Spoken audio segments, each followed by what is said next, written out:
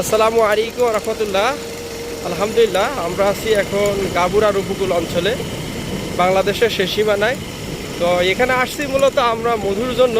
সুন্দরবনের যে ন্যাচারাল যে মধুগুলো আসলে আপনার চান, এটা খুবই দুর্লভ ব্যাপার। সংগ্রহ করাটাও যেমন কষ্ট, খুঁজে পাওয়াটাও ওরকমই কষ্ট।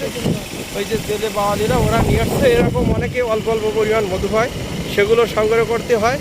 কিন্তু আসলে এটা খুবই কষ্টসাধ্য একটা ব্যাপার। তো আমাদের সাথে আছে আমার ছোটো ভাই জিম এবং নাইম ভাই, যা উপকূলে ওনার বাসা। আমাদের বাসা নদীর ওপারে। তো ওই যে খোলপটোয়া নদী আছে আমাদের পার হয়ে, সুন্দরবন মুন্সিগঞ্জ পারে আমাদের বাসা একটু দূরে।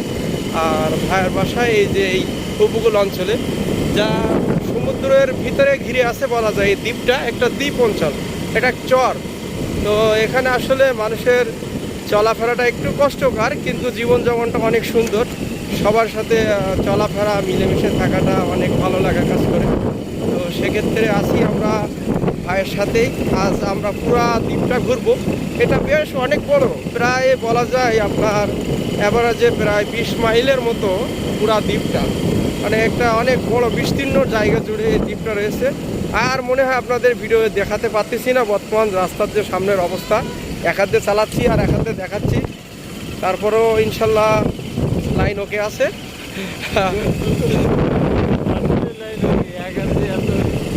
ক্লাস না ধরেও আমি ইনশাল্লাহ সেটা সেফটির ভিতরে আসি।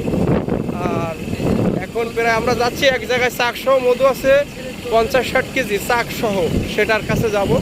আর অলরেডি আমাদের 2-3 ড্রাম মধু কিনছি। সেটা খুবই একটি ভালো মধু, রিয়ার, যা সুন্দরবনের প্রথম অংশের যে মধুটা বলা যায় খলিশা ফুলের মধু, সে মধুটা অলরেডি আমাদের সংগ্রহে চলে আসছে। বেশ আরও অন্য সাইডের থেকে ওঠে, কিন্তু নিজেরা আমরা ফিল্ডের থেকে কিন্তু মধুগুলো সংগ্রহ করতেছি। তো ইনশাল্লাহ নেক্সট টাইম আবারও কথা হবে। এ পর্যন্তই। আর উপকূলের পরিবেশ আপনাদের দেখালাম। আসলে এখানে বর্ষা হলে চলাচল করা খুবই কষ্টসাধ্য। তো আসলে সবার জীবনটাই এরকম এই জায়গায়, এখানে না আসলে বুঝবে না। আবার ভালো লাগবে, আপনার প্রকৃতির যে দৃশ্যগুলো দেখলে আপনার মন শীতল হয়ে যাবে। ওই যে দূরদূরান্ত জুম করে দেখাতে পারছি না সুন্দরবন, কিন্তু ওখানে অনেক ভালো লাগে একটা জায়গা। তো নেক্সট টাইমে আবারও কথা হবে। সকলেই ভালো থাকবেন। আসসালামু আলাইকুম রহমতুল্লাহ।